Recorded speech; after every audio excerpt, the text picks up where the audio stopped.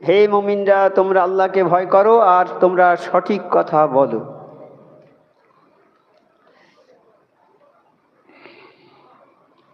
কামেল ওলি আল্লাহর দরবার, আয়াত নম্বর 70। কামেল ওলি আল্লাহর দরবার, এই দরবারে বয়ান করার মতো ক্ষমতা যোগ্যতা আমার নেই। এই দরবারে অনেক হাফেজ, কারি, মাওলানা এবং আরও উচ্চ পর্যায়ের মানুষ আছে। কাজী আর এই অনুষ্ঠান সারা বিশ্বে প্রচারিত হচ্ছে, কাজী সেখানে বয়ান করার মতো যোগ্যতা নেই। আমার মুর্শিদের পায়ের ধুলোর যোগ্যতা আমার নেই। তবে আল্লাহ রসুল কামেল মুর্শিদ যদি আমাকে কিছু বলার তৌফিক দেন, তাহলে আপনাদের জানা কথাই আলোচনা করো মাত্র। আর এই বলার মধ্যে যদি কোনো ভুল বা বেয়াদবি হয়ে যায়, আল্লাহর ওয়াস্তে ক্ষমা করে দেবেন। আমরা আজকে এসেছি কামেল ওলি আল্লাহর দরবারে। হয়তো অনেক নতুন ভাইরাও এসেছেন, সর্বপ্রথম তাঁরাও হয়তো এসেছেন, জানা নেই, হয়তো থাকতে পারে। কামেল ওলি আল্লাহর দরবারে আসার জন্যে যদি কেউ মনে করে আমি কামেল ওলি আল্লাহ সুফি আজান গাছি রহমতুল্লাহর দরবারে যাব, এই নিয়েতে যদি সে বাড়ি থেকে বেরোয়, 70,000 রহমতের ফেরেশতা তার রাস্তাতে ডানা বিছিয়ে থাকে।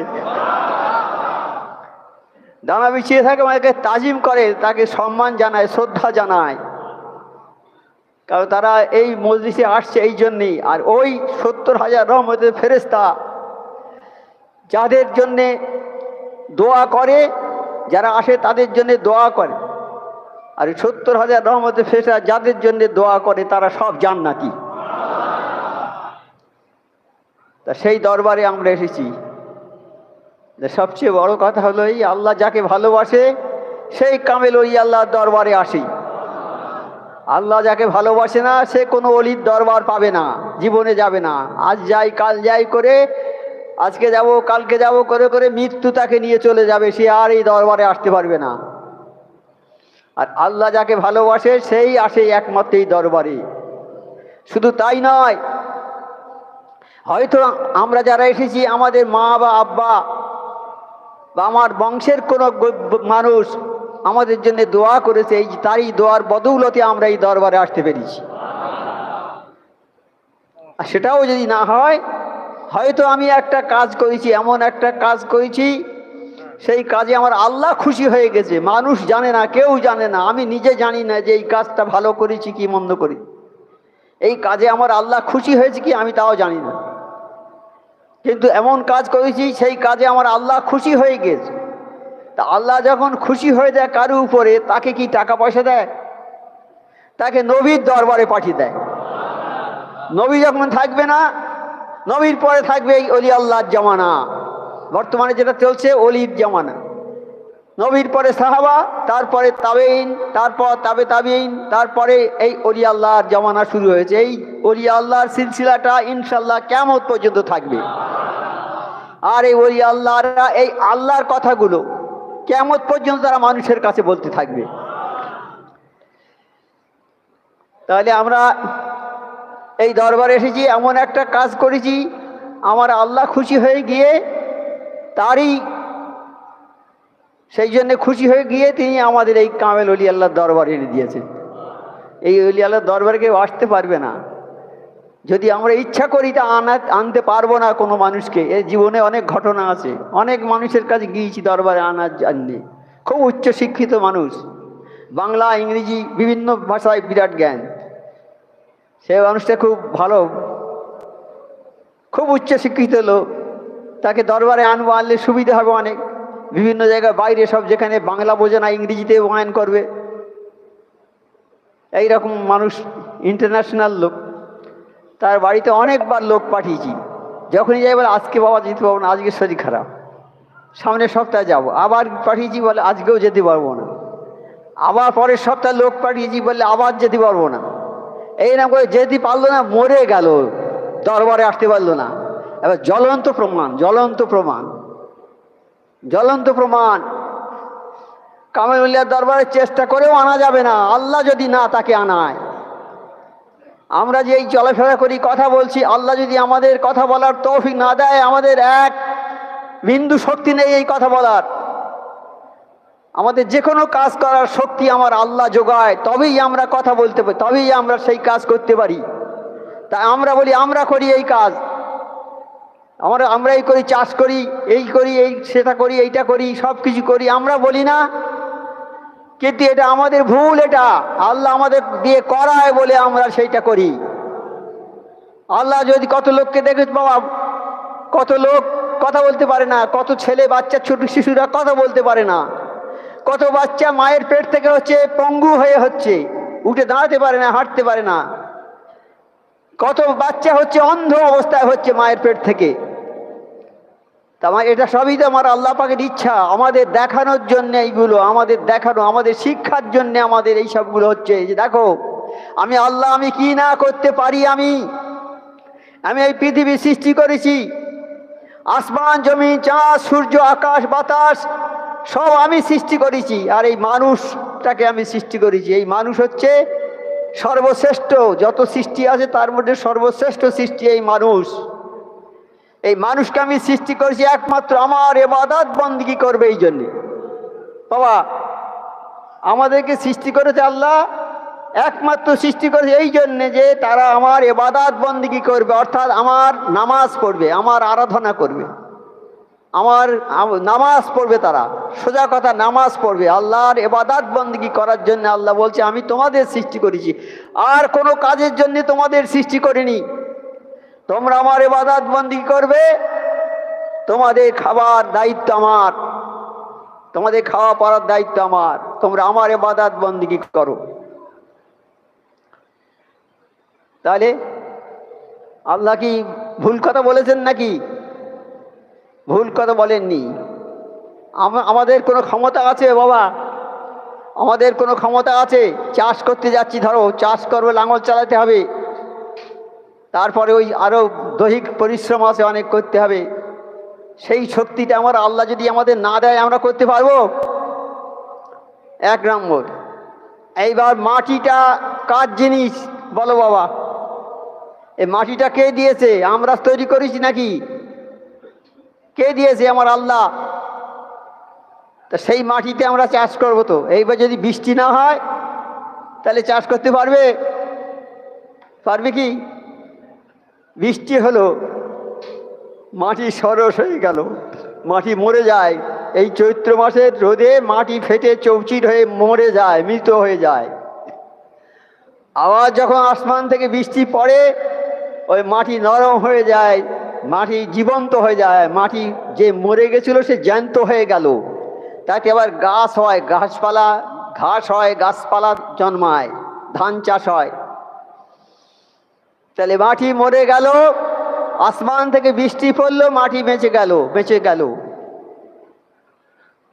তাহলে এইসব আমরা চাষ করছি, সেখানে পানি যদি না আল্লাহ দেয়, পানি নাই দিলে, এইবার বাতাস যদি না হয়, বাতাস না হলে আমরা সারা পৃথিবী অচল হয়ে যাবে, সারা পৃথিবীতে কিচ্ছু থাকবে না। আর এই বাতাস কি দেখা যায়? বাতাসটাকেও দেখেছেন কি?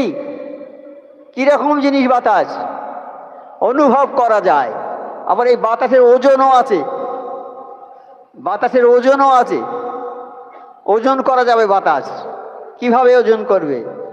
একটা বল, ফুটবল,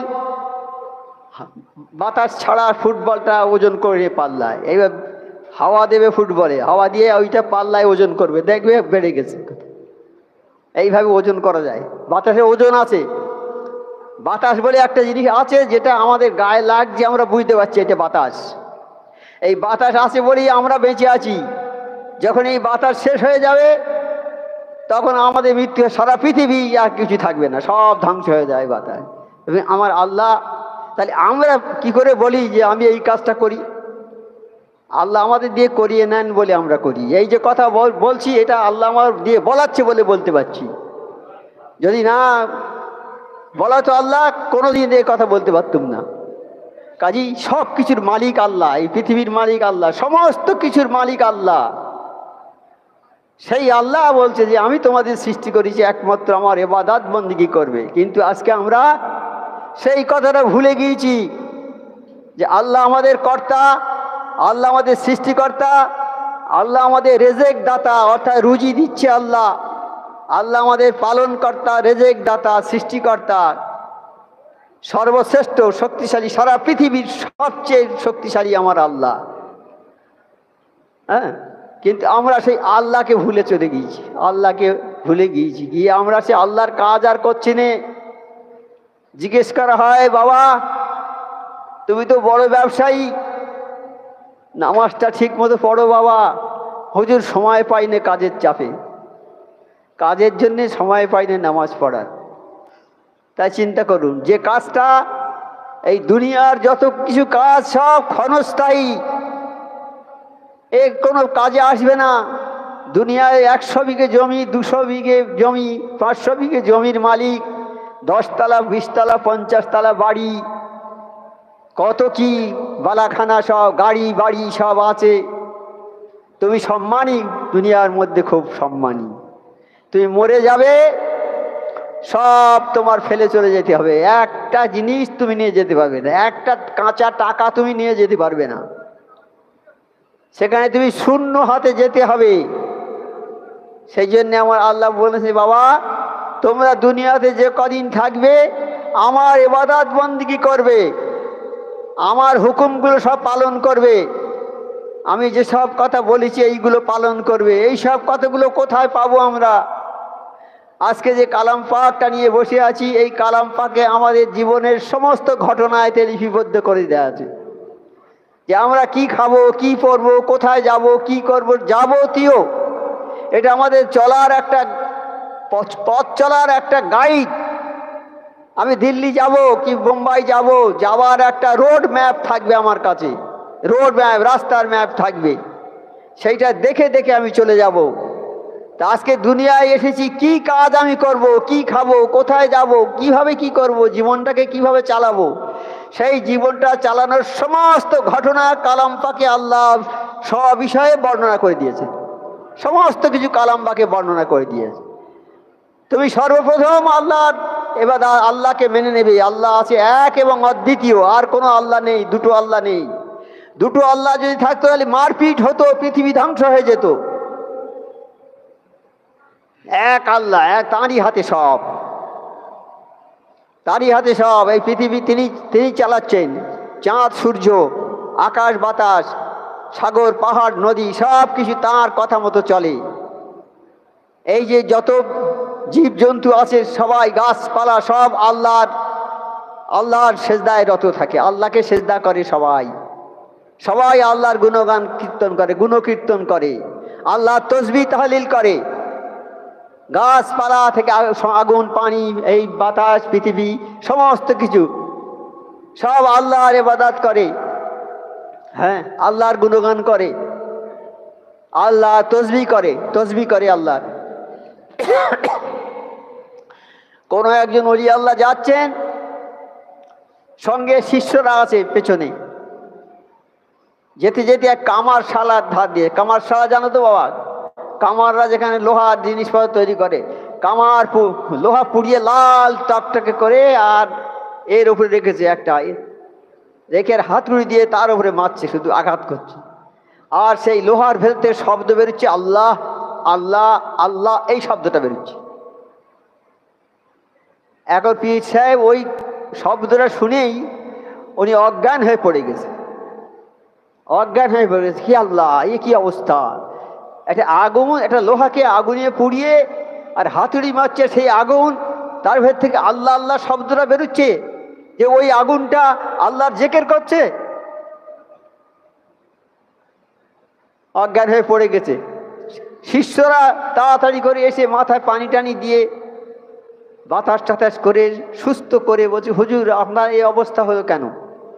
বলছে, বাবা যখন আমি এই কামার শালের পাশ দিয়ে যখন পার হচ্ছি, তখন দেখছি যে কামারেরা লোহা পুড়িয়ে লাল করে আর তাতে হাতুড়ি মারছে, খুব জোরে মারে না, আর ওই লোহার ভেতর থেকে শব্দ বেরোচ্ছে, আল্লাহ আল্লাহ আল্লাহ শব্দ বেরোচ্ছে। এইটা শুনিয়ে আমি অজ্ঞান হয়ে গেছি বাবা, যে আমরা মানুষ আল্লাহ জিকির করি না, কিন্তু দেখুন ওই পোড়া লোহা আগুনে পোড়ানো লোহা, সে আল্লাহর জিকির করছে। একটা পাখি উড়ে যাচ্ছে, সে আল্লাহর জিকির করে। সমস্ত মখলুক আল্লাহর জিকির করে। এমনকি পাথরগুলো পর্যন্ত, সমুদ্রের তলায় নুড়ি পাথরগুলো পর্যন্ত আল্লাহর জিকির করে। ইউনূস আলাইহিস সালামকে মাছে গিলে ফেললো সমুদ্রে, মাছে গিলে ফেলে নিয়ে গেল সমুদ্রের তলায়, তলদেশে নিয়ে গিয়ে কান পেতে শুনছে যে মাছে, দেখে সমস্ত নুড়ি পাথরগুলো সব জিকির করছে, লা ইলাহা ইল্লা আনতা সুবহানাকা ইন্নী কুনতু মিনাজ জালিমিন। এই জিকির করছে, এই জিকির করছে আমার নবী ইউনূস আলাইহিস সালাম।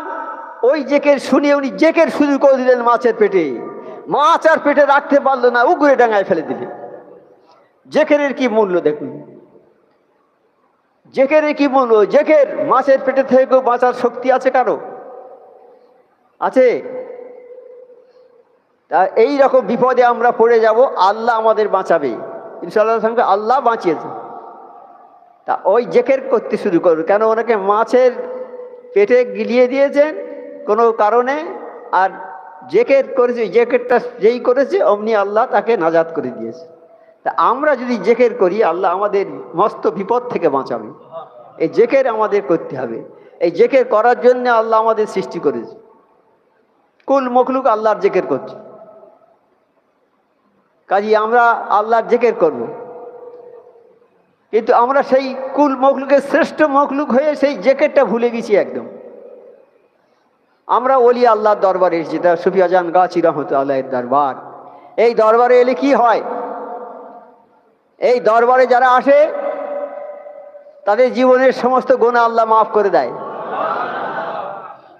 আর আমার আল্লাহ নবীকে বলে, হে নবী, তোমার দরবারে যারা আসবে, এসে যদি তারা তওবা পড়ে, আর তুমিও যদি সেই সঙ্গে তওবা পড়ো, তাহলে আমি তোমার ওই সব বান্দা যাদের গুনাহ পাহাড় পরিমাণ হয়েছে, তাদের পাহাড় পরিমাণ গুনাহ আমি মাফ করে দেব। নবীর দরবার যেমন যে দরবার, নবীর দরবারে অনুরূপ দরবার হলো সুফি আজম গাছি রহমতুল্লাহর দরবার। এই দরবারে এসে যারা ওই তওবা পড়বে, আল্লাহ তাদের পাহাড় সমান গুনাহ মাফ করে দেবে। তাহলে আমরা এসেছি, আমাদের গুনাহ মাফ হয়ে যাবে ইনশাল্লাহ এই দরবারে। আর যদি আদবের সঙ্গে বসা যায় এই দরবারে, মাওলানা রুম রহমতুল্লাহ বলেছেন যে কোনো মানুষ যদি কামেল ওলি আল্লাহর দরবারে গিয়ে আদবের সঙ্গে বসে, তাহলে 100 বছরের বেরিয়া ইবাদতের সওয়াব পাবে সে। বেরিয়া ইবাদত অর্থ যে ইবাদতের মধ্যে কোনো ত্রুটি নেই বা কোনো অহংকার নেই। আমি নামাজ পড়ি লোক দেখাবার জন্যে, কত কায়দা করে ভঙ্গি করে নামাজ পড়ি, বড় জামা গায়ে হাঁটু পর্যন্ত নামাজ পড়ি, আর মনে মনে করি লোকে দেখে বলবে যে বাবা খুব ভালো নামাজি। তার এই একটা অহংকার থাকলো, নামাজের মধ্যে একটা অহংকার থাকলো। এই অহংকার যার মধ্যে থাকবে, কিরকম অহংকার? সূচ দেখেছেন? সূচ দেখেছেন? সূচের আগায় যতটুকু পরিমাণ জিনিস ধরে, অতটুকু পরিমাণ যদি কোনো অহংকার কারো দিলে থাকে, সে জান্নাতে যেতে পারবে না। আর অতটুকু পরিমাণ যদি ঈমান থাকে তার, সে জান্নাত দোজখে যাবে না। তাহলে আমরা নামাজ পড়ি, মনে মনে করি যে লোক দেখে বলবে বাবা খুব ভালো নামাজি গো। আমার মনে একটু হয়ে গেল, মনটা, শরীরটা যেন ঝাঁকার বেড়ে উঠলো যে লোকে আমার প্রশংসা করছে। আমার মধ্যে একটা গর্ব অহংকার এসে গেল। এই গর্ব অহংকার থাকবে না যে ইবাদত, সেই রকম ইবাদত 100 বছরের বেরিয়ে ইবাদত, যে ইবাদতের মধ্যে কোনো রিয়া নেই, কোনো গর্ব অহংকার নেই, নিষ্কলুষ খাঁটি ইবাদত। 100 বছরের খাঁটি ইবাদতের সব তার আমলে জমা হয়ে যাবে। তাই 100 বছর আমরা বাঁচবো কি কেউ? কিন্তু বাঁচবো না। কিন্তু এই কামেল ওলি আল্লাহর দরবারে আদবের সঙ্গে বসাই, সেই নেকিটা আমরা সহজে অর্জন করে নেব। আর আরো দেখুন না, ওলি আল্লাহর দরবারে কি মজা আছে। যদি কোনো মানুষ, আমার নবী পাক সাল্লাল্লাহু আলাইহি ওয়াসাল্লাম বলছে, হে নবী, তোমার দরবারে যারা আসবে বসার জায়গা পাবে না। কোনো লোক যদি উঠে গিয়ে সেই যে বসার জায়গা পাবে না, তাকে বসার জায়গা করে দেয়, আমি আল্লাহ ওই ব্যক্তিকে কাল জান্নাতে জায়গা করে দেব। তাই আজকে আমাদের এই দরবারে যারা এসেছে, এখানে আমরা সবার জায়গা ঠিক মতো দিতে পারি না। কোনো হয়তো একজন বয়স্ক মানুষ দাঁড়িয়ে আছে আমার পিছনে, আমি জোয়ান ছেলে বসে আছি, আমার ভ্রুক্ষেপ নেই, যে বয়স্ক মানুষটা দাঁড়িয়ে কষ্ট পাচ্ছে, আমি যদি উঠে সেই তাকে জায়গাটা করে দিই, কাল কেয়ামতে আল্লাহ আমার জান্নাতে জায়গা করে দেবে। তাহলে এই দরবারের হকিকতটা কি আছে বাবা? এই দরবারের হকিকত বলে শেষ করা যাবে না। এই দরবারের হকিকত শেষ করা যাবে না। আমার মোর্শেদ সুফিউদ্দিন গাজী রহমতুল্লাহ দরবার, এই দরবার তিনি কায়েম করেছেন। তিনি জমিদারের সন্তান, জমিদারি ত্যাগ করে চলে গিয়েছেন। বাদশাহ হাক্কানি দরুদ শরীফ পড়ুন একবার।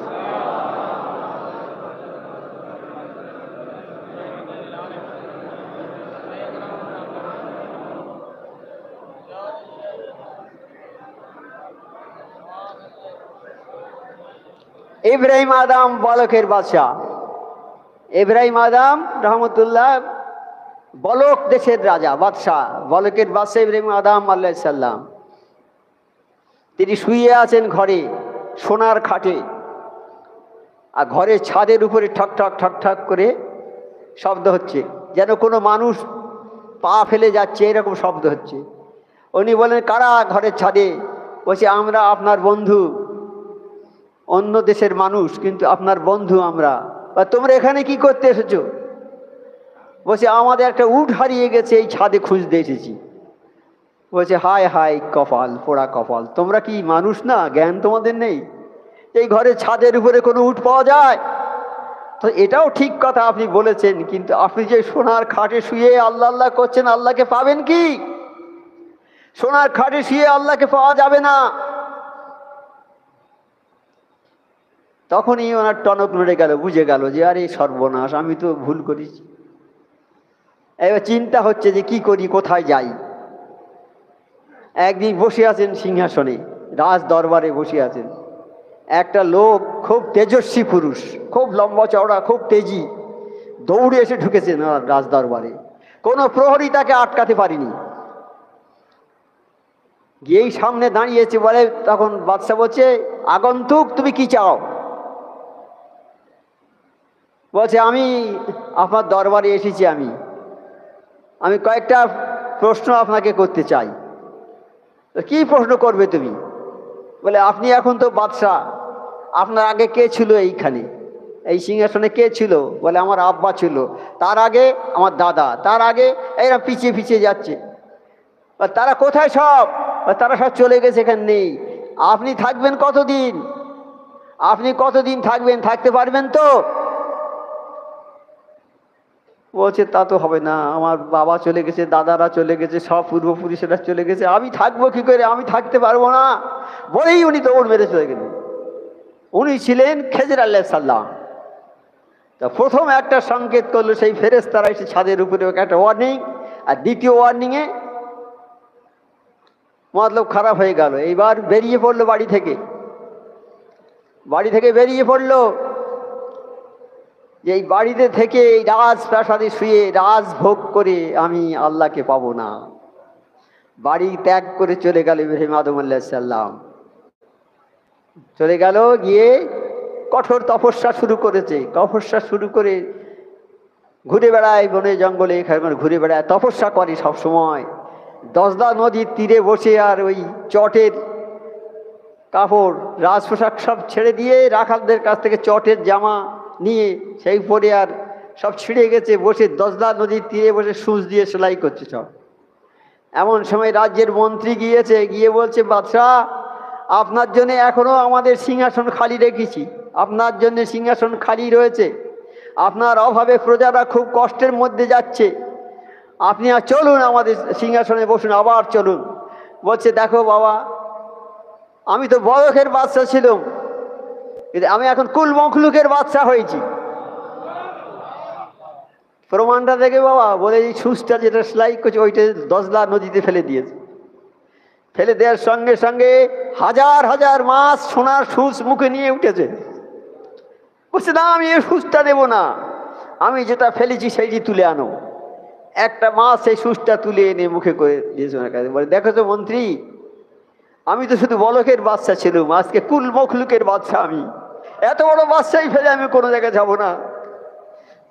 আমার মুর্শিদ সিবি আজম গাছী রহমতুল্লাহ সেই পথের অনুসারী। তিনি সিংহাসন তিনি জমিদারি ত্যাগ করেছেন, জমিদারি ত্যাগ করে তিনি চলে গেছেন, কঠোর তপস্যা করে আল্লাহকে হাসিল করেছেন, আল্লাহকে রাজি করিয়েছেন। আল্লাহকে রাজি করার পর তিনি এই দরবার কায়েম করেছেন, যে দরবারে এলে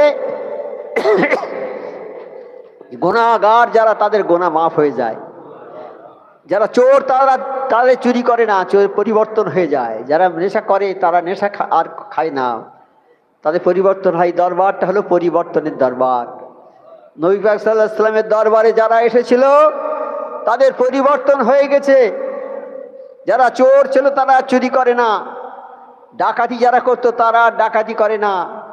এই নবী পাক সাল্লাল্লাহু আলাইহি ওয়াসাল্লামের আসার আগে আরবরা ছিল ভীষণ খারাপ জায়গা, ভীষণ খারাপ জায়গা। আরবরা সব সময় যুদ্ধ বিগ্রহে ব্যস্ত থাকতো, আর বাইরে থেকে যদি কোনো লোক গ্রামে বেড়াতে আসতো দেশে, ধরে মেরে তাদের কাছ থেকে টাকা পয়সা সব কেড়ে নিয়ে নিত। আমার নবী পাক সাল্লাল্লাহু আলাইহি ওয়াসাল্লাম যখন এলেন আর এই কালাম বাকের কথাগুলো প্রচার করলেন, আস্তে আস্তে মানুষের পরিবর্তন হয়ে গেল, তারা আর চুরি করতে যায় না। তাই এত বিশ্বের মধ্যে সেরা দেশ হয়ে গেল আরব। বাইরে থেকে কিছু লোক এসেছে দেখতে যে আরব এত ভালো হলো কি করে, যে আরবে দিনের বেলা কোনো মানুষ ঢুকতে পারতো না, গেলে তাদের মেরে ধরে টাকা পয়সা কেড়ে নিত, অত্যাচার করতো মানুষের উপরে।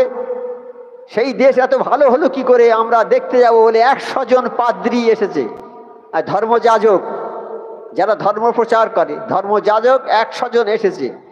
এসে একটা বাজারে তারা আশ্রয় নিয়েছে যে আমরা দেখব যে আরবটা কেমন ভালো হয়েছে। এমন সময় আজান হচ্ছে, আল্লাহু আকবার বলে আজান যখন হচ্ছে, তখন বাজারে যারা লোক ছিল, সোনার দোকানদার, সবজির দোকানদার, মাংসের দোকানদার, যত দোকানদার ছিল তারা সব যে ক্যাশ বাক্স উঁচু করেছে টাকা নিয়ে খরিদ্দারকে দেবে, সে আর ক্যাশ বাক্স ফেলেনি, টাকা দিতে পারিনি, ক্যাশ বাক্স খোলা আছে। সোনার দোকানদার, সোনার দোকান যেভাবেই ছিল সেইভাবে খোলা চলে গেছে। সব দোকানদার সবজি যে টাকার থলি টলি দিয়ে সবজি বিক্রি করছিল, তা পয়সা করি সব ছিল, সব রেখে সমস্ত বাজারে যার যার জিনিস সব টাকা পয়সা মানে খোলা জায়গায় রেখে সব দৌড়েছে নামাজের জন্যে।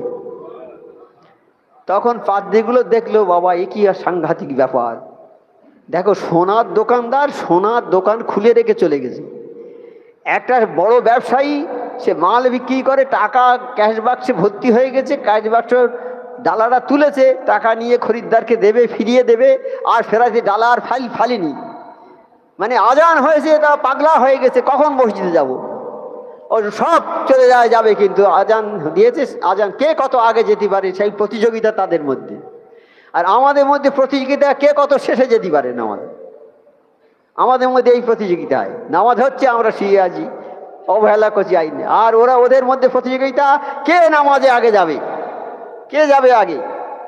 সেই জন্য সব ফেলে রেখে চলে গেছে। পাদ্রীরা বললো, হ্যাঁ সত্যি নবী মুহাম্মদ সাল্লাল্লাহু আলাইহি ওয়াসাল্লাম যিনি এসেছেন নবী, তার আদর্শটা খুব ভালো, তারই আদর্শে মানুষ উদ্বুদ্ধ হয়ে আজকে সব ভালো হয়ে গেছে, সব ভালো হয়ে গেছে, কারো কেউ আর খারাপ নেই, চোর নেই, ডাকাত নেই, কিছু নেই, অত্যাচারী নেই, আর শান্তির দেশ হয়ে গেছে।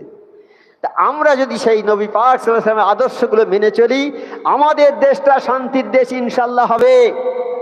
কারণ আমরা যেগুলো বলছি সব আমার নবী পাক সাল্লাল্লাহু আলাইহি ওয়াসাল্লামের আদর্শ। নবী পাক সাল্লাল্লাহু আলাইহি ওয়াসাল্লামের আদর্শ, আল্লাহ পাক কালাম পাঠিয়েছেন আমার নবীর উপরে, বলেছে নবী এই কালাম পাকের কথাগুলো সারা বিশ্ববাসীর কাছে পৌঁছে দাও। আজকে আজান গাছী আমার নবী পাক সাল্লাল্লাহু আলাইহি ওয়াসাল্লাম সেই কালাম পাকের হুকুমগুলো সারা বিশ্বে লোক দিয়ে পাঠিয়েছে, যেখানে লোক যেতে পারেনি চিঠি লিখে পাঠিয়েছে, সব সেই যায় সারা বিশ্বে সেই খবর জানিয়েছে। আর বর্তমানে জামানা মুজাদ্দেদ হযরত মাওলানা সুফি মুফতি আজান গাছী রহমাতুল্লাহ আলাইহি, তিনি কিভাবে তার এই আদর্শটাকে প্রচার করছে সারা বিশ্বে, কিভাবে প্রচার করছেন। এনার প্রচারটা অভিনব, খুব নতুন অভিনব, এত সুন্দর, এত অভিনব, এটা কল্পনার অতীত। তিনি যেভাবে প্রচার করছেন, কোনো দল যাচ্ছে না, কোনো কোনো গ্রুপ যাচ্ছে না, একসঙ্গে 20-50 জন সব যাচ্ছে ধর্ম প্রচার করতে, এখান থেকে তা নয়। আমাদের পৃথিবীর বিভিন্ন জায়গায় আমাদের পীর ভাইরা আছে, আমেরিকায় আছে, জাপানে আছে, লন্ডনে আছে, আমেরিকায় আছে, পৃথিবীর বিভিন্ন জায়গায় আমার পীর ভাইরা আছে। পীর ভাইরা যখন এখানে আসে, যাওয়ার সময় ওজিফার কাগজগুলো কিছু নিয়ে যায়, এইভাবে নিয়ে তারা সেখানে নামাজ পড়ে। আর যারা পীর ভাই, যারা নামাজি আসে, নামাজিদের কাছে এক একটা করে ওজিফা তারা ধরিয়ে দেয়। এইভাবে করতে করতে আজকে সারা বিশ্বে প্রচারিত হয়ে গেছে আমার মোর্শেদ শফি আজহার গাজী তার নাম। আর শুধু তাই নয়, আর আমার মোর্শেদ শফি সাবল শিবুল হুজুর রহমতুল্লাহ কি করলেন, 26টা ভাষায় এই ওজিফা ছাপিয়ে, 26টা ভাষায় এই ওজিফা ছাপিয়ে সারা বিশ্বে ছড়িয়ে দিয়েছে। এখন আমাদের হচ্ছে এই হাক্কানি স্বর্ণযুগ, হাক্কানি স্বর্ণযুগ। এখন শফি আজহার গাজী রহমতুল্লাহের কথা সারা বিশ্ব জেনে গেছে প্রায়। তবু এখনো অনেক জায়গা আছে আমরা যেখানে এখন যেতে পারিনি। এই প্রচার মজলিস সব সময় হচ্ছে, কয়েক জায়গায় প্রচার মজলিস হয়েছে। তারা বলছে এই কাছাকাছি কলকাতার একটা জায়গায় কয়েকদিন আগে একটা প্রচার মজলিস হয়ে গেল। তারা বলছে বাবা আমরা তো জীবনে এইসব কথা শুনিনি, আমরা জীবনে এই কথা শুনিনি, এই আশ্চর্য কথা এগুলো। বাবা আবার কবে হবে, তোমরা আবার কবে আসবে বলো বাবা, আমরা তোমাদের অপেক্ষায় বসে থাকবো শোনার জন্য এইসব কথা। তাহলে আমাদের অক্ষমতা, আমরা সব জায়গায় পৌঁছে দিতে পারিনি এখন। সেই জন্য আমাদের আপ্রাণ চেষ্টা হবে সব জায়গায় যাতে পৌঁছতে পারি, সব জায়গায় আমার হাক্কানি দরবারে আদর্শটাকে যেন সব যে সারা বিশ্বে ছড়িয়ে দিতে পারি আমরা। সেই জন্য আমাদের সবাইকে আপ্রাণ চেষ্টা করতে হবে। আর এই প্রচার কাজের মতো শ্রেষ্ঠ কাজ আর নেই। হ্যাঁ, আমরা যদি শুধু নামাজ পড়ি, অজিফা পড়ি, হালাল খাই, সাধ্য মতো পরেজগারি করি, সব কিছু পালন করি, কিন্তু হকুল্লাহর হকুল ইবাদ দুটো জিনিস আছে, একটা আল্লাহর হক, একটা বান্দার হক।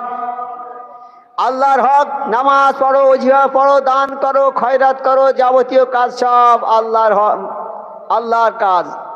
আর বান্দার হক, বান্দাকে বলতে হয় বাবা নামাজ পড়ো, ভালো কাজ করো, চুরি করো না, এইসব মজলিসে যাও, এইসব কথা বলতে হবে তাদের। হ্যাঁ, 5 ওয়াক্ত নামাজ পড়ো, ওজিফা পড়ো, হালাল খাও, আর কামেল ওলি আল্লাহর দরবারে যাও। কেন ওলি আল্লাহর দরবারে যাবে? ওলি আল্লাহর দরবারে এলি তাদের জীবনের গুনাহ মাফ হয়ে যাবে। আর কি হবে? কামেল ওলি আল্লাহ তাদের দিলের মধ্যে একটা নূর দিয়ে দেবেন, কালাম পাকের নূর। এই নূর কোনো জায়গায় পাওয়া যাবে না, এই কোনো মক্তবে মাদ্রাসায় এটা পাওয়া যাবে না। এটা একমাত্র কামেল ওলি আল্লাহর দরবারে এলেই তবে সেই নূর পাবে। কাজী কামেল ওলি আল্লাহর দরবারে না এলে তুমি সারা পৃথিবীর জ্ঞান অর্জন করেছো, কিন্তু তুমি কালাম পাকের কোনো এলেম হাসিল করনি বা পড়নি, তাহলে তোমার শিক্ষা সমাপ্ত হলো না, অসমাপ্ত শিক্ষা। সেই অনুযায়ী সারা পৃথিবী সব জায়গায় গিয়েছো, কিন্তু কোনো নবীর দরবারে তুমি যাওনি, তাহলে তুমি কি সাহাবা হবে?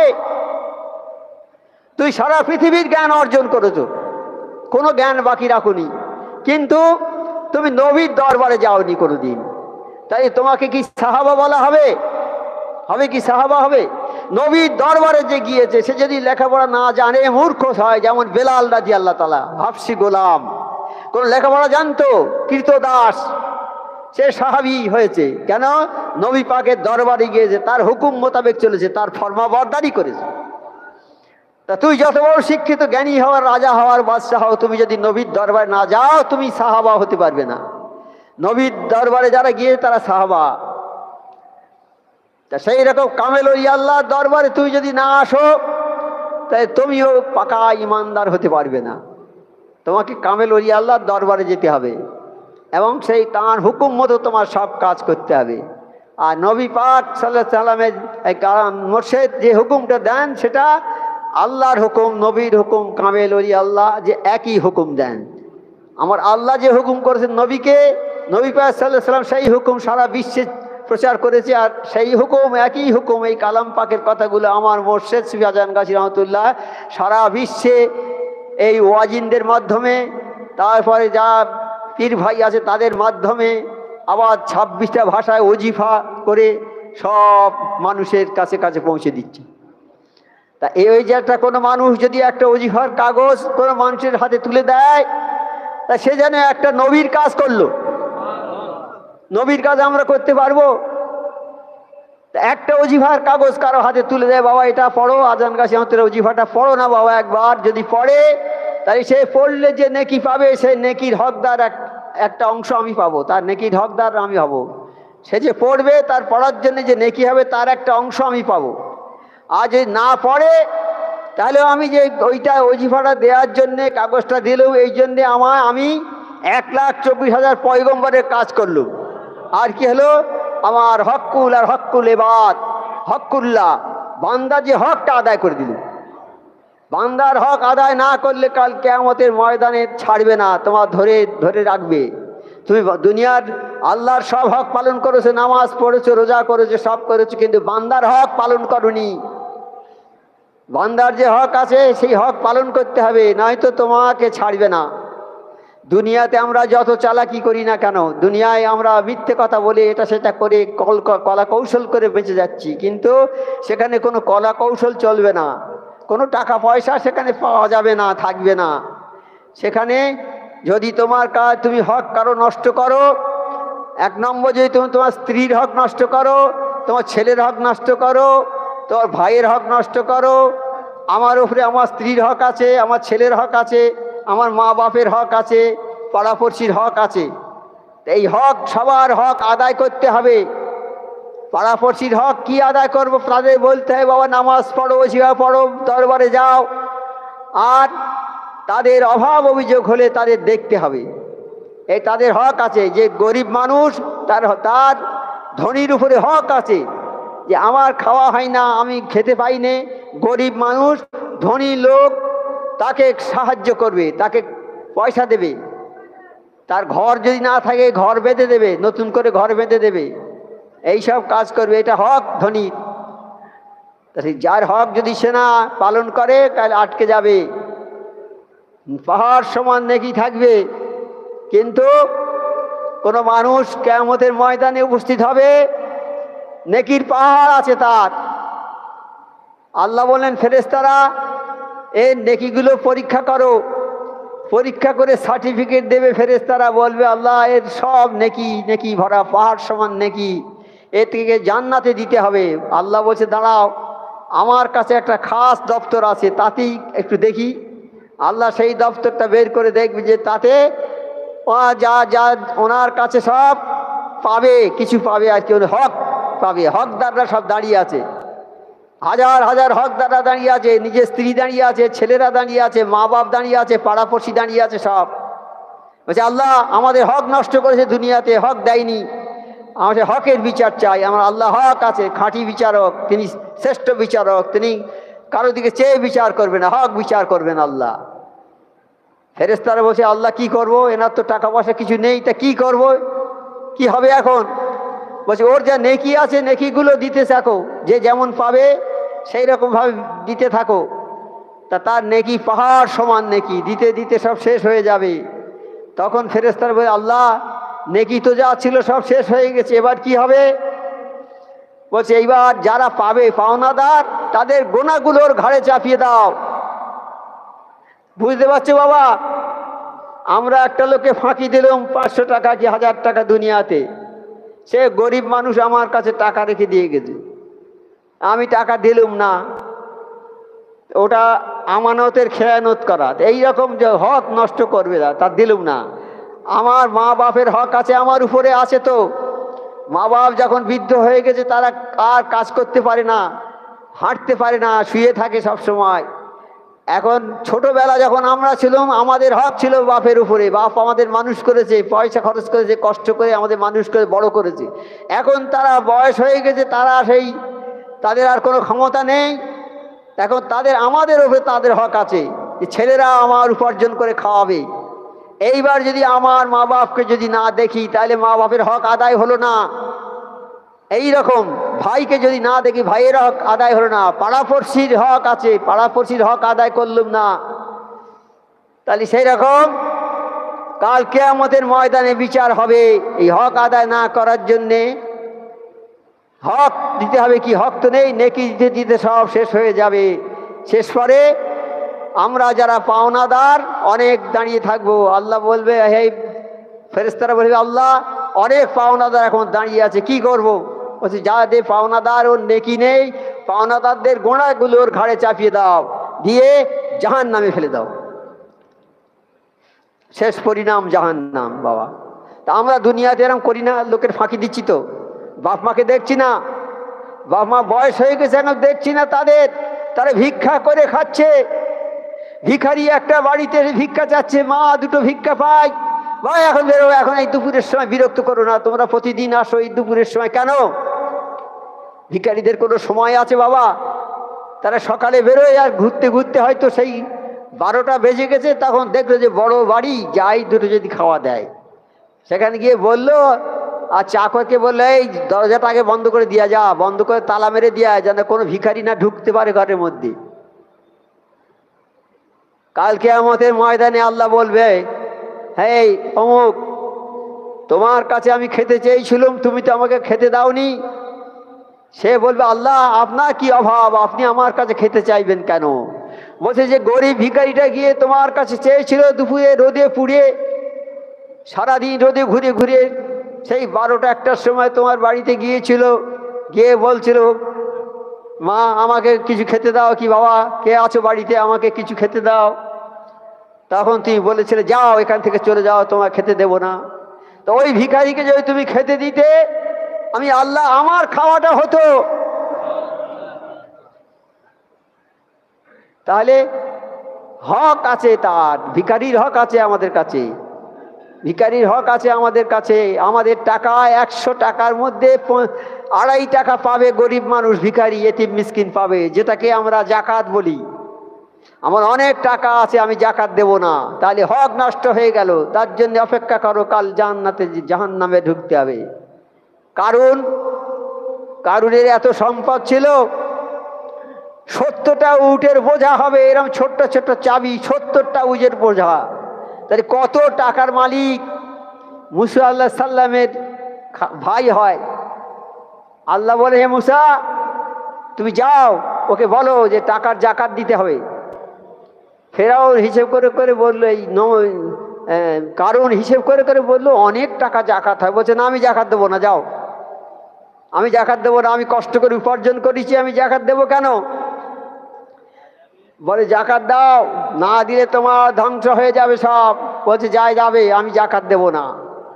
তখন মাটিকে আল্লাহ বললো, আয় মাটি, তুমি কারুনকে নিচের দিকে টেনে নাও, গ্রাস করে ফেলো। তখন মাটি আস্তে আস্তে কারুনকে ধরে, কারুনের বাড়ি ঘর টাকা পয়সা কারুন সমেত আস্তে আস্তে মাটির ভেতর চলে যাচ্ছে, হাঁটু পর্যন্ত গিয়েছে।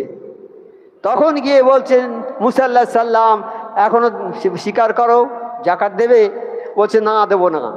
এবার কোমর পর্যন্ত চলে গেছে, কোমর পর্যন্ত মাটির ভেতরে চলে গেছে, ওর বাড়ি ঘর সব যাচ্ছে আস্তে আস্তে মাটির নিচের দিকে, কোমর পর্যন্ত যখন চলে গেছে। তখন বলছে, এইবার দেবে জাকাত? বলছে, না দেবো না, এখন আমার শক্তি আছে, উঠে যাব, দেবো না। এইবার গলা পর্যন্ত যখন গেছে, তখন বলছে, হ্যাঁ মুসা, আমি জাকাত দেবো। বলছে, আর হবে না, এর সম্পদ সব মাটির নিচে চলে গেল। কারণ হক নষ্ট করে, হক নষ্টকারীর কি হবে? তা আমরা তো হক নষ্ট করছি সব সময়। ছেলের হক দিই নে, বিবির হক দিই না, বাপ মার হক আদায় করি না, পাড়াপড়শির হক আছে আদায় করি না। তার জন্যে কাল কিয়ামতে কিন্তু তোমার ওই নেকি থেকে সব দিতে হবে। যত নেকি নিয়ে যাও কোনো কাজে আসবে না। কাজে হক যে যা পাবে তাকে দিতে হবে। হ্যাঁ, আর আমরা তো সবসময় ভাইয়ে ভাইয়ে ঝগড়া করি, সবসময় সবসময় ভাইয়ের সঙ্গে ভাইয়ের ঝগড়া। এগুলো করবে না বাবা। যারা এই দরবারে আসছো তারা খামোশ হয়ে যাও, খামোশ হয়ে যাও, তওবা করে নাও আজ থেকে। আর মা বাবার সঙ্গে দুর্ব্যবহার করেছো বাবা, গিয়ে আর যাদের মা বাপ বেঁচে আছে গিয়ে পায়ে জড়িয়ে ধরবে, ধরে ক্ষমা চেয়ে নেবে বাবা, তা নয়তো নিস্তার পাবে না। মা বাপের পায়ে জড়িয়ে ধরে ক্ষমা চেয়ে নেবে যে মা আব্বা অন্যায় করেছি, মাফ করে দাও। মায়ের গায়ে বা নিজের গায়ের চামড়া কেটে জুতো করে যদি মায়ের পায়ে দেয়া যায়, এক রাতে দুধের ঋণ শোধ হবে না। তাহলে মায়ের পায়ের নিচে হচ্ছে জান্নাত। মাকে কত ভালোবাসতে হবে, একটা টু শব্দ উ শব্দ করা যাবে না মায়ের সামনে, মা বাপের সামনে। কিন্তু আমরা উ শব্দ না করে মা বাপকে এমন বিশ্রী ভাষায় গালিগালাজ করি যে সে কথা আর বলার মতো না। যা দূর হয়ে যাও, তোমাদের জন্য আমাদের ঘুম হয় না রাত্রে, আমরা ঘুমোতে পারিনি, তোমরা শুধু পেচ্ছাপ করো, পায়খানা করো বিছানায়। তুমি কতবার পায়খানা পেচ্ছাপ করেছো তোমার মায়ের কোলে, তোমার সে খেয়াল আছে? তো থাকবে না, সে জ্ঞান তো তোমার নেই। তোমার মা তোমাকে কোলে নিয়ে ভাত খাচ্ছে বসে, সারা বাড়ির লোককে সব খাইয়ে দিয়ে মা সবার শেষে খায় নয় কি? তোমাকে কোলে নিয়েছে, নিয়ে খাচ্ছে, তুমি কোলে পায়খানা করে দিলে, মায়ের কোলে পায়খানা করে দিলে। তুমি মা কি করলো? আস্তে আস্তে তোমাকে নামিয়ে রেখে থালাটা ঢেকে রেখে আর তোমার পরিষ্কার করে ভালো করে ধুইয়ে টিয়ে পরিষ্কার পরিচ্ছন্ন করে কোলে করে নিয়ে বসে আবার সেই ভাতটা খেতে লাগলো। তুমি সে কথা জানো কি? জানো না। তা তুমি মা বাপের প্রতি এইরকম করো না। মা বাপের গায়ের তোমার গায়ের চামড়া ছাড়িয়ে জুতো করে যদি দাও, মায়ের এক ফোঁটা দিতে শোধ হবে না। কোনো একজন লোক হজে যাবে, এই যেমন হজ আজকে গতকাল থেকে যাচ্ছে, আমাদের হাজি ভাইরা সব প্লেনে যাচ্ছে, আজকে যাবে, এখন চলতেই থাকলো কয়েকদিন। এই হজে যাচ্ছে, সারা দেশের লোকের কাছে গিয়ে ক্ষমা চেয়ে আসছে যে ভাই আমি হজে যাব, যদি আপনাদের কারো কাছে কোনো অন্যায় করে থাকি আমাকে মেহেরবানি করে মাফ করে দেবেন। সবার কাছে গিয়ে এইরকম মাপ চেয়েছে, বাড়ি ফিরে এসে মার কাছে বলছে, মা উঠতে পারে না, বিছানায় চলতে পারে না। মার কাছে গিয়ে বলছে, মা আমি হজে যাব, আমার একটু দয়া করে অনুমতি দেন যাওয়ার। বলছে, বাবা আমি তো অনেক দিন থেকে তোর সঙ্গে হজে যাব বলে আমি চিন্তা করি আছি, তুই একা যাবি, আমি যাব তোর সঙ্গে হজে। বলে আচ্ছা মা, আলহামদুলিল্লাহ, তোমাকে নিয়ে যাব। মাকে নিয়ে গেল হজে, পিঠে করে বেঁধে, কাপড় দিয়ে বেঁধে পিঠে করে নিয়ে চলে গেল হজে গিয়ে সেখানে এই কাবা শরীফ গিয়ে তোয়াফ করতে হয়। কাবা শরীফকে 7টা পাক দিয়ে ঘুরতে হয়, অনেক কাজকর্ম আছে, অনেক কঠিন কাজ আছে, করতে হয়। একা একা করা তো কঠিন, কিন্তু পিঠের চালে একটা বোঝা নিয়ে করা কত কষ্টকর। সমস্ত হজের কাজ সমাপন করে ফিরে চলে এসছে বাড়িতে। এসে নবী পাক সাল্লাল্লাহু আলাইহি ওয়াসাল্লাম এর দরবারে গিয়ে বলছে, আল্লাহর নবী সাল্লাল্লাহু আলাইহি ওয়াসাল্লাম, আমি আমার মাকে নিয়ে হজে গিয়েছিলাম, হজে গিয়ে কাবা শরীফ প্রদক্ষিণ করেছি তাকে পিঠে নিয়ে, তারপর সাফা মারওয়ায় দৌড়েছি তাকে পিঠে নিয়ে, তারপরে গিয়ে কাকড় মেরেছি শয়তানকে মিনাতে গিয়ে, আমার মাকে পিঠে করে নিয়ে এই সব কাজ করেছি, তারপর এই ফিরে এসেছি। হে আল্লাহর নবী, আমি কি মার কোনো ঋণ শোধ করতে পেরেছি? আমার বিশ্ব নবী হযরত মুহাম্মদ মুস্তাফা সাল্লাল্লাহু আলাইহি ওয়াসাল্লাম বললেন, না, তুই তোমার মায়ের এক ফোঁটা দুধের ঋণ শোধ করতে পারোনি। তাই সেই মাকে আমরা আজকে বৃদ্ধাশ্রমে পাঠাচ্ছি, সেই মায়ের সঙ্গে আমরা খারাপ ব্যবহার করছি। আমার আল্লাহ এই কালাম পাকে বলে দিয়েছেন যে তোমার মা এবং বাবা দুজনের মধ্যে যদি কেউ একজনও বেঁচে থাকে, তাদের সামনে তুমি উ শব্দ করবে না, তাদের মনে কষ্ট হবে এমন কাজ করবে না। সাবধান, তাদের পায়ের নিচেই তোমার জান্নাত, তাকে ভালোবাসবে। মায়ের পায়ের তলায় জান্নাত কিনা। আর একটা ঘটনা বলি, মুসা আলাইহিস সালাম তো বড় নবী, মস্ত বড় নবী মুসা আলাইহিস সালাম। তিনি বলছেন, হে আল্লাহ, আমার হাসর হবে কার সঙ্গে? আমাদের তো হাসর ময়দানে উপস্থিত হতে হবে। আমরা যার সঙ্গে আমার ভালোবাসা থাকবে তার সঙ্গে আমার হাসর হবে। আমরা যদি সুফি আজান গাছী রহমতুল্লাহ দরবারকে ভালোবাসি, এই সুফি আজান গাছী দরবারের অনুসারী যারা, তাদের সঙ্গে আমাদের হাসর হবে। আমরা যদি নবীকে ভালোবাসি, নবী পাক সাল্লাল্লাহু আলাইহি ওয়াসাল্লামের সঙ্গে আমাদের হাসর হবে। আমরা যদি কোনো চোরকে ভালোবাসি, সেই চোরের সঙ্গে আমাদের হাসর হবে। আমরা এখান থেকে যে কাজ করব, সেই কাজগুলো আমাদের সঙ্গে থাকবে। আমরা এখানে ওই চুরি করি, গোপনে কেউ জানে না চুরি করেছি, কিন্তু আমার আল্লাহ জানে। সব নোট হয়ে যাবে, সব নোট হয়ে যাবে, নোট করে রেখে দেবে।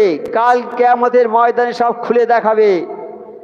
তা আমার আল্লাহ সেগুলো সব নোট করে রাখবে, কাল কিয়ামতে আমাদের দেখাবে। আমরা যা উপার্জন করব এখানে, যদি চুরি করি সেই চুরিটা আমাদের সঙ্গে থাকবে, আমাদের ডাকাতি করি ডাকাতিটা আমাদের সঙ্গে থাকবে, আমরা যদি লোকের সঙ্গে খারাপ ব্যবহার করি ওই খারাপ ব্যবহার করার যে গুনাহ সেটা থাকবে, আমরা যদি কোনো মানুষকে খুন করি সেই খুনের যে গুনাহ সেটা থাকবে। কালাম পাকে বলেছেন আমার আল্লাহ, যদি কোনো মানুষ একটা মানুষকে খুন করলো অন্যায়ভাবে, সে যেন সারা পৃথিবীর মানুষকে হত্যা করার অপরাধী হলো। আর কোনো মানুষকে যদি কোনো একজন মানুষকে সে ভালো করলো, সারা পৃথিবীর মানুষকে ভালো করার সমান সওয়াব পেল। তাই এইবার মুসা আলাইহিস সালাম বলছে, হে আল্লাহ আমার কার সঙ্গে হাসর হবে? বলছে এক কসাইয়ের সঙ্গে। বলছে আমি এত বড় নবী আর আমার হিসাব হাসর হবে কসাইয়ের সঙ্গে? বলছে হ্যাঁ, তুমি একবার দেখে এসো না, কসাইয়ের বাড়িতে যাও না। তা মুসা আলাইহিস সালাম যাচ্ছে, আমার আল্লাহ পাকের নির্দেশ অনুসারে কসাইয়ের বাড়ি যাচ্ছে।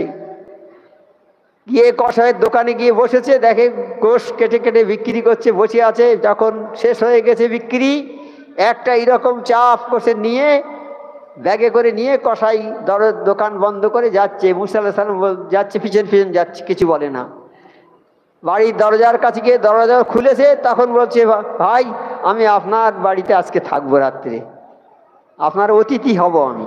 বলছে আচ্ছা আলহামদুলিল্লাহ বলে পাশের ঘরটা খুলে দিলেন। কসাই এই মুসা আলাইহিস সালাম গিয়ে সেই ঘরে গিয়ে সেখানে বসে আছেন। আর উনি বাড়িতে সেই গোশত সব কেটেছে, রুটি তৈরি করেছে, মা গরম পানি করে মাকে গোসল করিয়ে ভালো করে বসিয়ে কোলে করে বসিয়ে নিয়ে মাকে, আর ওই গোশত রুটি মাকে খাওয়াচ্ছে। খাইয়ে দিয়েছে। মা তখন হাত তুলে বলছে আল্লাহ আমার ছেলে আমাকে এত ভালোবাসে, কাল কিয়ামতে জানে মুসা আলাইহিস সালাম আমার ছেলের হাত ধরে জান্নাতে দিয়ে চলে যায়। এইবার এক প্লেট খানা নিয়ে মুসা আলাইহিস সালামের কাছে গিয়ে বলছে ভাই আপনি মেহরবানি করে খেন। বলছে তুমি কার সঙ্গে কথা বলছিলে? বলছে আমার মায়ের সঙ্গে। তোমার মা কি বলছিল? বলে আমার মা তো চলতে পারে না, মা খুব অসুস্থ, আমি রান্না করে মাকে কোলে বসে খাওয়াই, প্রতিদিন খাওয়াই, আর প্রতিদিন হাত তুলে বলে হে আল্লাহ আমার ছেলে আমাকে যে এত যত্ন করে, কাল কিয়ামতে যেন মুসা আলাইহিস সালাম আমার ছেলের হাত ধরে নিয়ে জান্নাতে চলে যায়।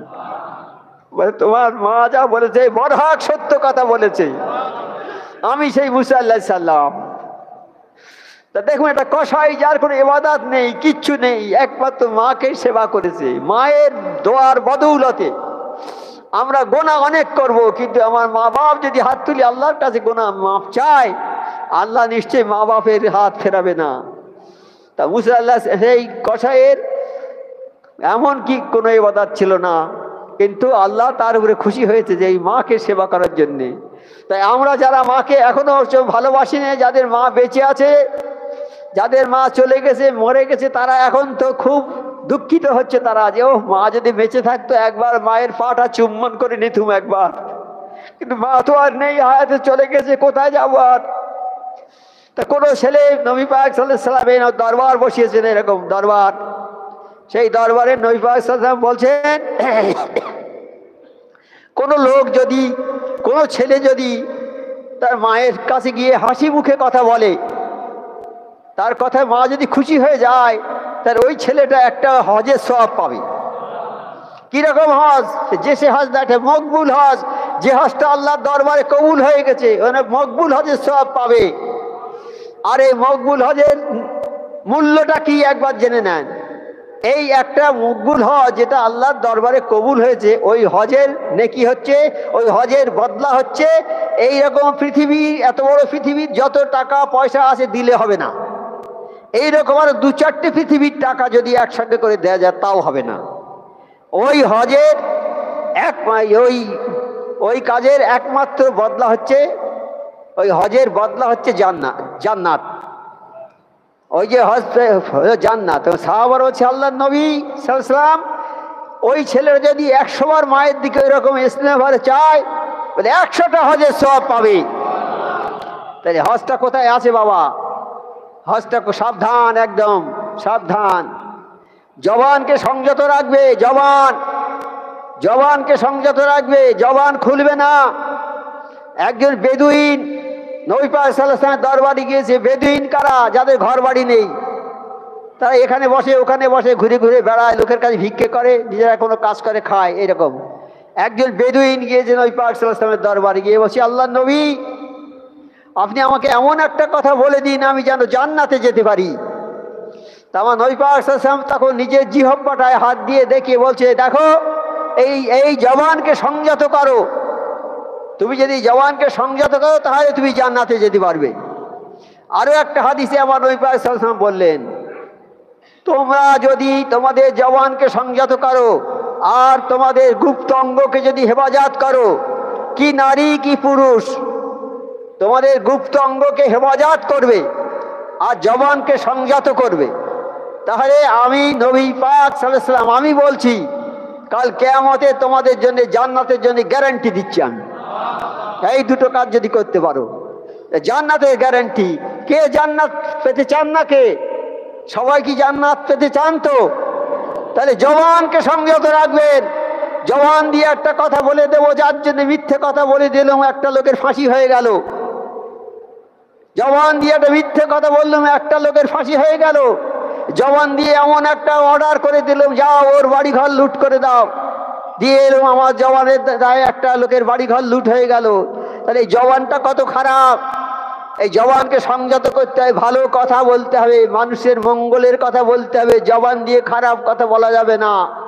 এই পৃথিবীতে দুটো দল আছে, একটা সত্যের দল, একটা মিথ্যার দল, একটা ভালোর দল, একটা মন্দের দল, একটা আলোর দল, একটা অন্ধকারের দল, একটা হকের দল, একটা না হকের দল। হকের মধ্যে থাকতে হবে, তবে নাজাত পাবে বাবা। আর এই জবানকে সংযত রাখবে। আমার মোর্শেদ সাবল সিং হুজুর রহমতুল্লাহ বয়ান করতেন, খালি বলতে, বাবা কোনো ওনার সঙ্গে সাক্ষাৎ করতে আসতেন লোকেরা, সব মোলাকাত করতে আসতেন, উনি বলতেন, বলছে, আল্লাহ হে হুজুর, আমার সব শত্রু মেয়েরা ফোন করেছে, আমার হুজুর কেবলার কাছে ফোন করে বলছে, হুজুর আমার সব শত্রু, আমার শ্বশুর শত্রু, আমার শাশুড়ি শত্রু, আমার স্বামী শত্রু, সবাই আমার সঙ্গে শত্রুতা করে, আমার উপর খুব অত্যাচার করে। বলে, মা তুমি জবানটা খুলবে না, তুমি জবানটা খুলবে না, জবানটা বন্ধ রেখে দেবে। তা আমরা তখন তো ছিলাম কাছে হুজুর কেবলা, কিন্তু আমরা ওই কথাটা বুঝতে পারতাম না। আমার হুজুর কেবলা বলতেন যে জবান কেন বন্ধ রাখবে, আমরা ওই কথাটা তখন বুঝতে পারতাম না। এটা যে একটা হাদিসের কথা আমার মুর্শিদ কালে বলতেন। তা ওই মেয়েটা কি করলো, আর জবান খোলে না, শ্বশুর যা বলে মাথা নাড়ে, কাজ করে যায়। শ্বশুর কড়া ভাষায় কথা বলছে, উত্তর দিচ্ছে না। শাশুড়ি কড়া ভাষায় কথা বলে, উত্তর দিচ্ছে না। স্বামী মারে, উত্তর দেয় না। সকলার অপরাধ, সকলার অত্যাচার সহ্য করে। কিছুদিনের মধ্যে সবাই বলছে, এই বউটা এই বংশের মধ্যে শ্রেষ্ঠ বউ, এই মেয়েটাই বংশের মধ্যে শ্রেষ্ঠ মেয়ে, সে সবার ভালো হয়ে গেল। তখন হুজুরের কাছে ফোন করেছে, হুজুর আপনি যে জবান বন্ধ করতে বলেছিলেন, এই জবান বন্ধ করার জন্য আমার সব কষ্ট দূর হয়ে গেছে, সবাই আমার আপন হয়ে গেছে। তা ওটা আমার হুজুর কেবলার মুখ থেকে বেরিয়েছে, কিন্তু কথাটা আমার হুজুর কেবলার কথা নয়, ওটা আমার নবী পাক সাল্লাল্লাহু আলাইহি ওয়াসাল্লামের হাদিস ওটা। তা সেই জন্যে এই জবানটাকে যদি সংযত রাখতে পারি আমরা, তাহলে আমাদের জান্নাতের রাস্তা সহজ হয়ে যাবে। আল্লাহ যেন আমাদের সেই জবানকে সংযত রাখার তৌফিকটা দেয়। একবার হাক্কানি